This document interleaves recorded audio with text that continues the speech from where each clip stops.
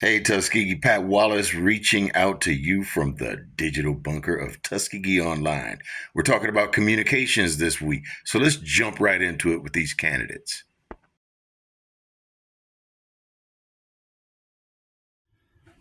Hey, Tuskegee, we are back again. Pat Wallace is on the air. We are we're sitting down with three more questions for Mr. Harvey Mattox.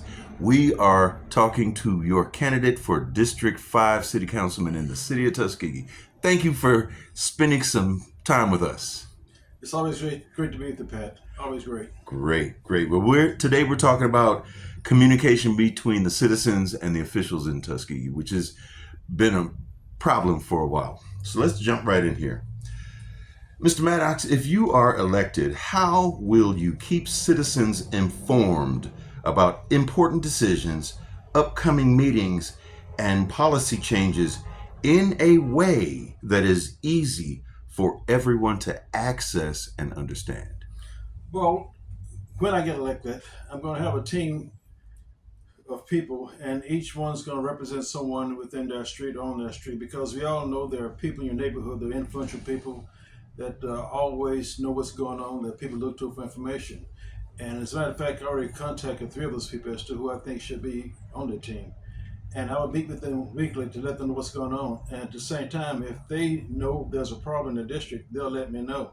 That way, I don't hear about it for the first time at city council meeting. I know ahead of time what the problem is, and then how they can solve it. That way, I don't have people coming in saying they're upset because no one responded to them. But again, I would just contact the people, make sure they contact me, and let me know what's going on, whether the lights are out, there's a crime issue, or the trash not being picked up, or whatever it is. It's just a constant communication between me and the citizens. That leads to the second question. How do you plan to create consistent two-way communication between your office and the residents so that citizen feedback is not only heard but acted upon? I rely on those team members that spoke up because they're on that street. They know what's going on.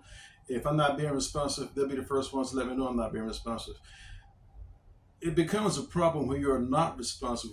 When there's a problem and you're not addressing it, people are going to assume the worst.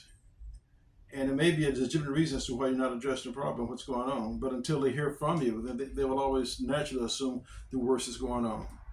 So again, that communication between me and my team members, and of course you got to get out in the community and meet the people and just walk around and shake hands and find out what's going on. Just don't rely on those team members.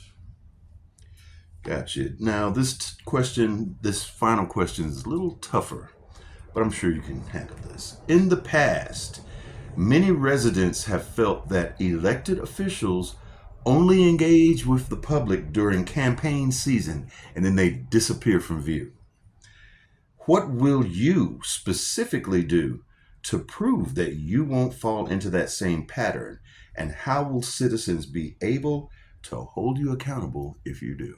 I'll be out walking the streets, driving through the streets, meeting the people, just like I've done during the campaign. When you drive by someone's house and they're out there cutting the grass, just get out and stop and talk to them and find out what's going on. It's nothing that's difficult to do. For me, I'm just a natural people person. So I enjoy running my mouth, talking to people, find out what's going on. But I'll get out in the community. And any person, any politician should enjoy going out and engaging with the people that put them there. Because I'll tell you what, in 4 years, you're going to come back for that vote again. And you better have done a good job or they're not going to give it to you. Because once I get elected, I know I got about a 5, maybe a 6 month window, honeymoon period to get something done, to show something. Because if I don't get anything done in 6 months, I'm going to lose their confidence. And once I lose their confidence, it's hard to get it back. So I know I got a 5 or 6 month window to get something, to show something concrete that I'm doing. And then they'll get with me. And once I get that confidence going, confidence builds on confidence, builds on confidence. And then they can rely on me. And then they can trust me. They know they really can bring me their problems and I can help resolve them. Mr. Maddox, thank you so much for spending just a few minutes of your very valuable time. And to the citizens, this is your District 5 Council candidate, Mr. Harvey Mattox. Make sure you show up at the polls on August 26th. Make your voices heard. Be a part of the motion and be a part of the movement.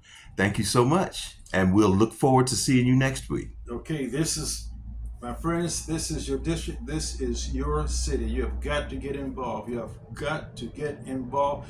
If you want to make it better, only you can do it. Please help me out. Thank you, sir.